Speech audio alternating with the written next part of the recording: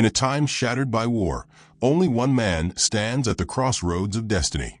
Wolverine awakens in a ruined world where mutants no longer exist, except him. Hunted by both sentinels and shadows of the past, he follows a trail of blood and secrets. A voice reaches out from the future, his own voice, warning him of a choice he must make. Kill the version of himself that caused the extinction, or let the world burn to protect the last timeline where mutants still survive. Xavier's dream is dead. Magneto's army is gone. Only Logan remains. But is the price of redemption self-destruction? Wolverine jolted awake, claws extended, heart pounding. His face was covered in ash. His nose twitched. The air smelled like rust, smoke, and death. Around him, the battlefield stretched endlessly, but there were no bodies, only scorched shadows on walls, remnants of people who'd once lived. It wasn't the future. It was after the future. Buildings twisted like broken spines. Once busy streets were filled with husks of sentinel armor, their glowing red eyes still faintly flickering, trying to reboot. The world had ended, and he wasn't sure who had ended it. His comm crackled. Silence. No Cyclops. No Jean. Not even Charles. Nothing but static and the faint whisper of wind that carried voices of ghosts. Wolverine growled and staggered to his feet. His healing factor had slowed. Too much radiation. Too much something. He wasn't sure anymore what was killing him faster, the world or the memories. He looked at his hands, bloodstained, calloused, and shaking. Then he heard it. A voice in his head. His voice. You finally woke up. You're late, bub. Logan froze. It wasn't telepathy. It was something else, like a memory shoved through a speaker. The sound was old, worn out, tired, but undeniably his. He turned slowly and saw a flickering hologram embedded into a shattered cerebro shard. It lit up, sparked, and projected an image of a man, older, meaner, metal grafted deep into his bones. It was him, but not the him he remembered. If you're hearing this, then the backup worked, which means you still have a shot to fix what I did. Logan's brow furrowed. His instincts told him to smash the thing, rip it out. But something in the voice held him back. I made a call. Thought I was saving us. I wasn't.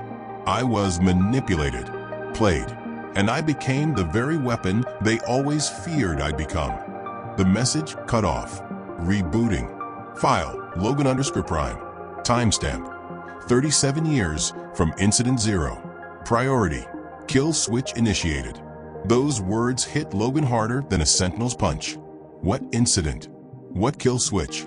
And who the hell was Logan Prime? He didn't remember doing anything. Not like that. But time travel messed with memories. And mutant tech even worse. He needed answers. And there was only one place left that might still hold any. Xavier's last fallback point. The underground vault beneath the ruins of Westchester.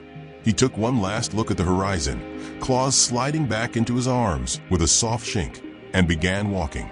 The journey was quiet, too quiet.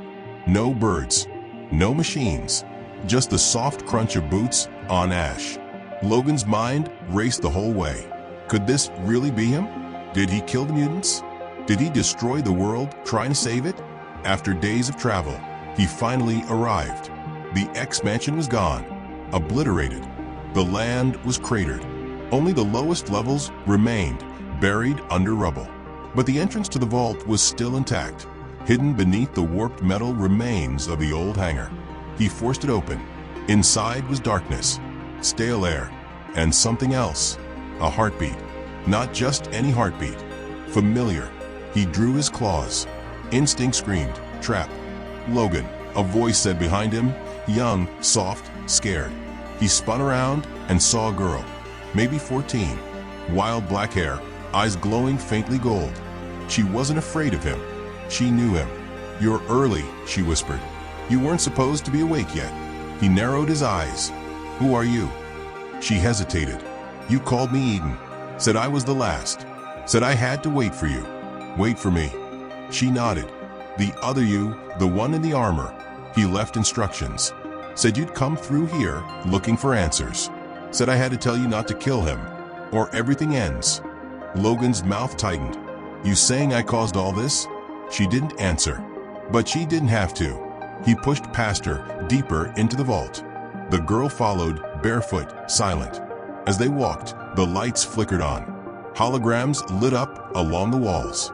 Files, video logs, reports, all pointing to one thing: mutant extinction, triggered by a weaponized version of Wolverine, a hybrid of Logan and AI tech from Weapon X. Not mind control, not manipulation, willful choice.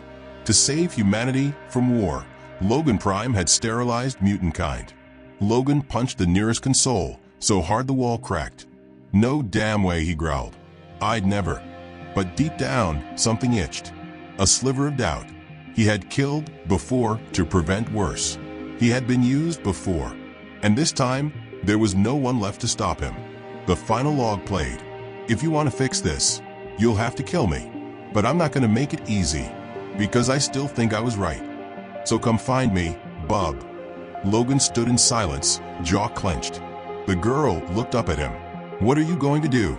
He didn't answer, just turned, walked to the elevator shaft, and jumped down into darkness. He was going to find himself. And this time, he wasn't holding back. Rain cut across the ruins like shrapnel.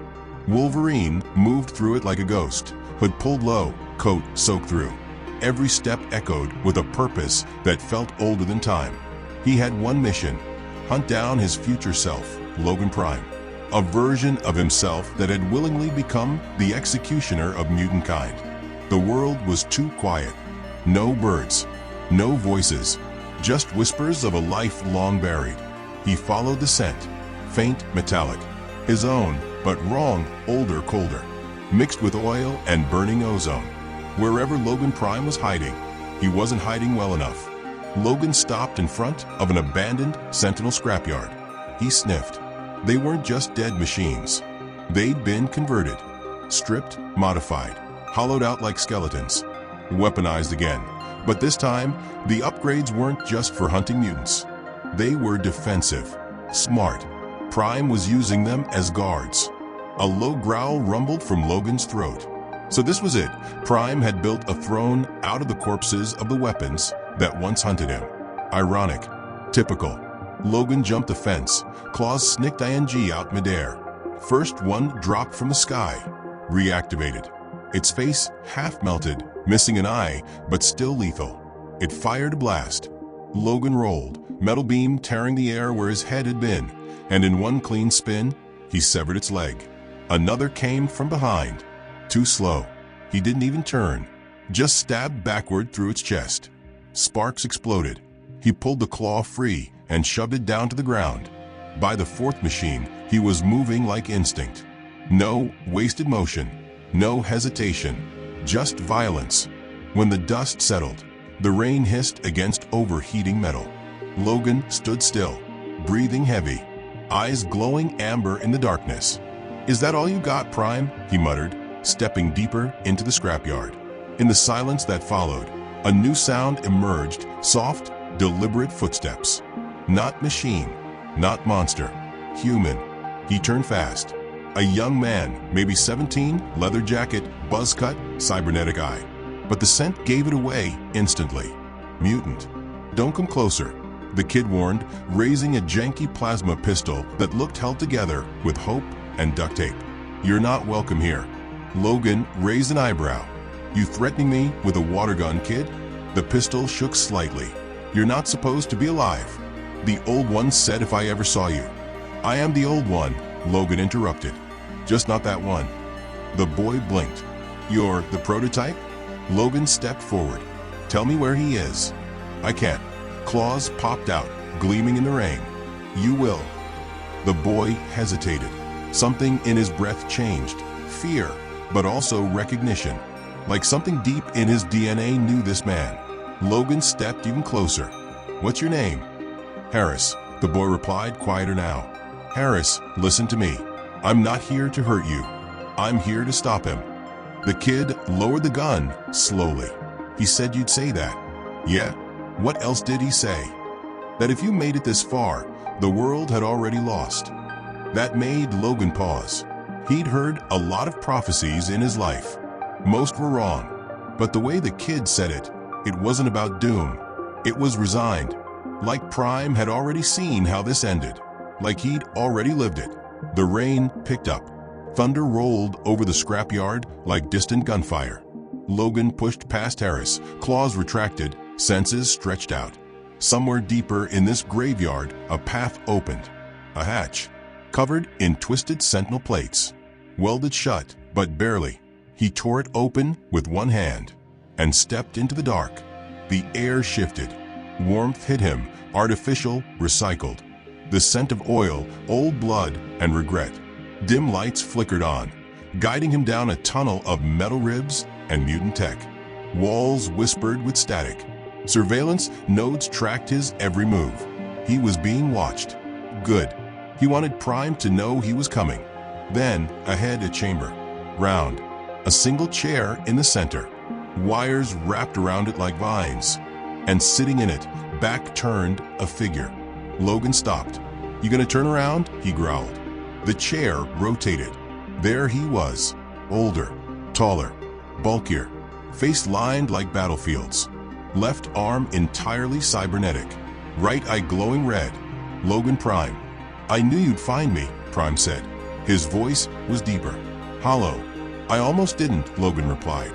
"World's gone to hell." Prime nodded. "Because I made it that way. No remorse." "Oh, tons," Prime said, rising. "But I'd do it again." Logan clenched his fists. "You killed them all. I saved them from extinction. Just not the way you wanted. You call sterilizing every mutant bloodline saving.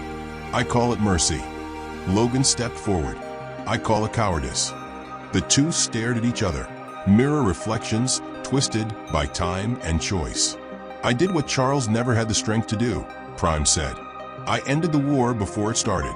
Logan's claws came out slowly. "You're not Charles." "No, I'm you. The real you. The one who stopped pretending killing wasn't always the answer." Then Prime's claws came out too, longer, sharper, forged in adamantium and plasma alloy. "You came to kill me, didn't you?" Prime asked. "No," Logan said. "I came to finish what you started, the right way." Prime grinned. "Then let's see if you still bleed." The lights cut out, and the fight began. Metal slammed against metal. Claws screeched as they locked in midair, Prime's hybrid blades glowing red-hot, Logan's pure adamantium slicing through sparks. The darkness lit up in bursts of violence, each strike throwing shadows across the steel chamber. They fought like animals, like brothers, like reflections trying to erase one another. Wolverine ducked under a swing, slashed upward, and caught Prime's shoulder. Sparks flew, but there was no blood, just a hiss of steam where synthetic muscle had been torn. "You're more machine than man now," Logan growled. "And you're still bleeding like a man," Prime snarled back, driving a knee into Logan's ribs and throwing him across the chamber. Logan crashed into the wall, coughing, spitting blood. His healing factor wasn't what it used to be. The radiation, the years, the war, it had all worn him down. But Prime looked unstoppable. He was enhanced, reinforced, surgically perfected to win. Logan could smell the Weapon X design underneath the skin, the upgrades, the micro-repair drones, the war protocols stitched into his nerves. "You can't win this fight," Prime said, walking toward him. "You're clinging to a version of yourself that died with the X-Men." Logan stood up slow, claws dripping. "Then I'll die standing next to them." He charged. The chamber exploded into another storm of violence. Logan struck low. Prime countered with a spinning slash that tore open Logan's jacket and grazed his chest. But Logan didn't stop. He never stopped. He bit down the pain, shoved his claws deep into Prime's torso, and roared. Prime screamed. The first real scream since the fight began. His system sparked. But instead of falling, he grabbed Logan's arms, twisted, and headbutt him with a clang of steel skull on bone. Logan staggered. Prime grabbed his throat. "You don't get it, do you?"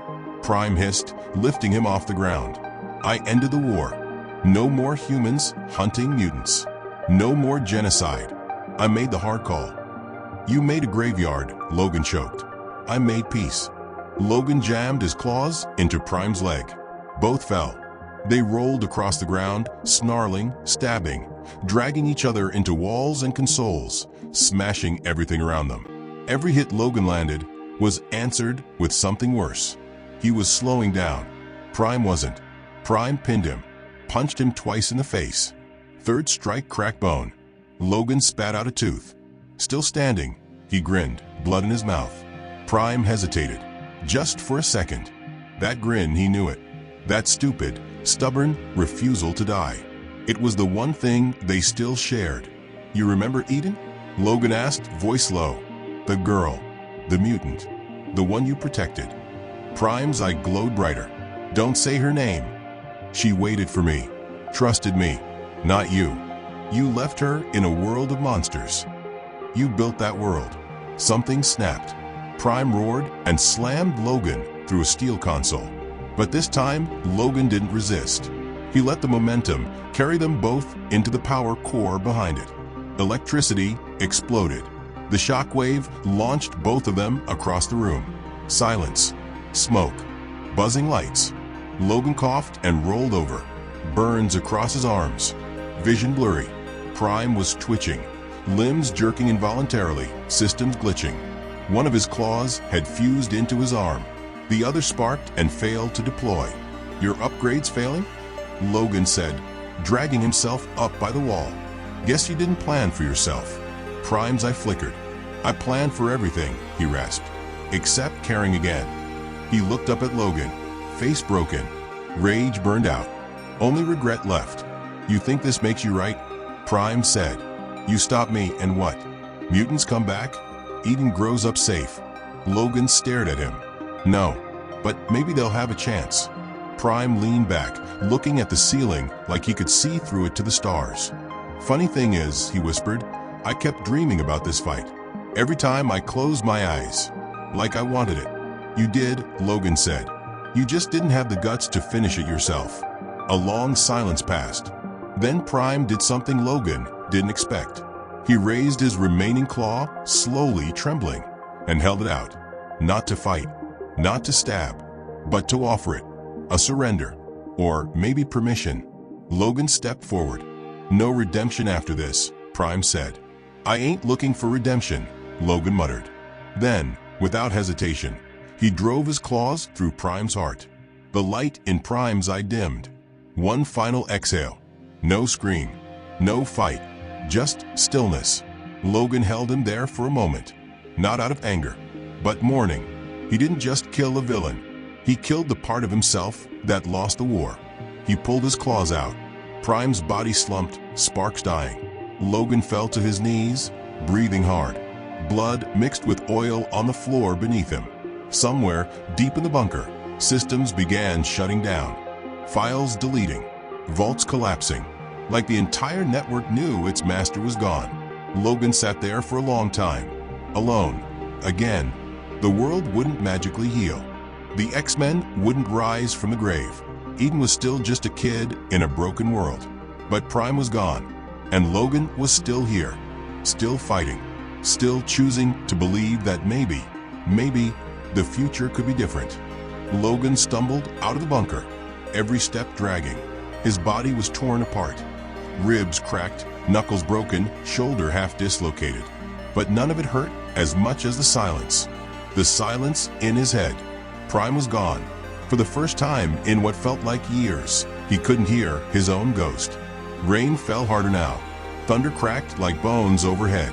Eden stood at the scrapyard gate, soaked, waiting. When she saw him, her eyes widened and she ran. Logan didn't know what to say. His mouth opened, but nothing came out. He looked down. Blood everywhere. Not all his. Some of it still sizzled like engine fluid. You did it," she said quietly. He didn't answer, just nodded. She reached for his arm, helping him stay upright. He winced, but didn't pull away. The storm calmed as they walked through the ruins. The wind didn't scream as loud. The world held its breath. Like even the planet was waiting to see what Logan would do next. At the edge of the scrapyard, beneath an old transport shell, Eden had made a camp, blankets, old tech, ration packs. She sat him down and wordlessly began patching up his wounds with practiced hands. "I'm not gonna last long," Logan said after a while. "Don't say that. It's true. You can smell it. My healing factor's dying." She paused, didn't deny it. "I thought killing him would fix something," Logan continued. "But the world's still broken. Mutants are still gone." "Not all of them," she whispered. Logan turned to look at her. "You think you're alone," she said, "but you're not. You're not the last one. You just stopped looking." "Where are they?" "Scattered. Underground. Some hiding, some frozen in vaults. Others born in secret labs Prime never found. I've been tracking them. They're afraid. They don't know if it's safe to come out. And you want me to bring them back?" She looked at him, serious. "No. I want you to decide if they should come back." That hit harder than any blow Prime ever landed. Logan stared at the rain falling outside. "If I bring them back, we're just starting the war again." Eden nodded. "And if I don't," he said slowly, "mutants die with me." Silence. She reached into her coat and pulled out a small cube. Glowing, humming. "Last backup," she said. "Encrypted with DNA locks. Yours, Prime's, and mine." Logan took it. It was warm, alive. "What is it?" "It's everything. Locations, names, blueprints, hope." He turned it in his hand. "You could have used this without me," he muttered. "I could have," she said, "but I wasn't supposed to decide." Logan looked at her. "Why not?" "Because he made the mistake of playing God. I won't do the same." He stared at the cube. One activation would trigger a beacon. The scattered mutants would hear it. The vaults would open. The hidden children would rise. A new dawn for mutantkind, or a new war. All it needed was a choice. He stood, walked into the rain, looked at the sky. All his life, he'd fought for survival. Then he fought for redemption. Then for revenge. But this was something else. This was legacy. He remembered Charles, Eric, Jean, Scott, Jubilee, Storm, the younger ones, the students, the look in their eyes when they believed in the dream, a world where they didn't have to hide. He remembered Prime's final words. No redemption after this. He looked down at the cube. His thumb hovered over the trigger. "You scared?" Eden asked behind him. He gave a small, tired laugh. "Terrified." "Good," she said. "That means you still care." Lightning flashed across the clouds. He saw a reflection in the sky, not of himself, but of what he could have been. Not Prime, not the animal, just Logan, just a man. He lowered his hand and pressed the cube. A soft tone rang out. The wind carried it. Machines buried deep in the planet blinked to life. Satellite pings echoed across dead continents. Underground vaults unlocked. Hidden codes decrypted.